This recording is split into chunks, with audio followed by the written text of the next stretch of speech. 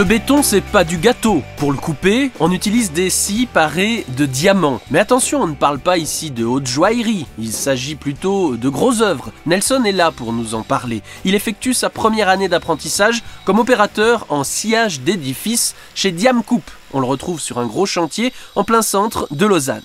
C'est déjà construit et nous on vient juste faire un peu les finitions, si vous voyez, pour faire passer des choses.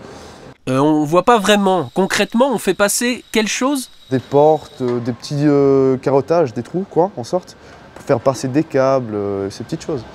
Ok, c'est déjà plus clair. Nelson va donc carotter du béton. Démonstration. Premièrement, j'ai mesuré l'angle où j'ai fait le carottage. Et après ça, j'ai percé. Et j'ai fait le tampon et tout ça. Et j'ai mis ça s'appelle une tige filetée, la petite tige que j'ai mis. Et après, j'ai mis le pied et une plaquette. L'eau, elle passe dans la machine pour la refroidir et pour en même temps que la couronne, pour pas que ça s'use trop vite.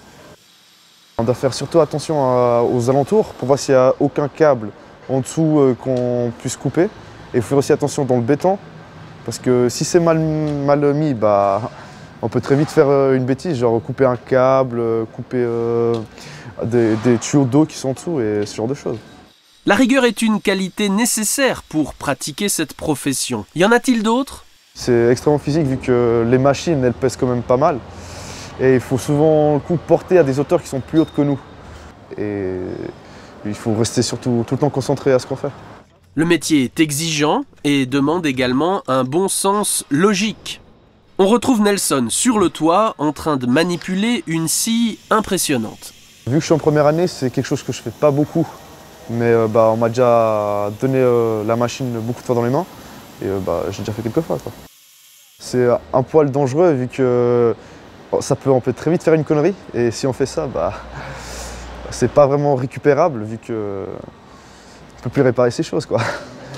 Pour Nelson, la qualité principale pour bien faire ce job, c'est ça reste quand même la précision vu qu'on est obligé de l'être au millimètre près pour certaines choses et si on l'est pas, on fera un peu le travail. Donc ça peut devenir extrêmement dur. Le CFC d'opérateur en sciage d'édifices s'obtient en 3 ans. Il reste donc un peu plus de 2 ans à Nelson avant de devenir un spécialiste du forage, du sciage et de la démolition contrôlée.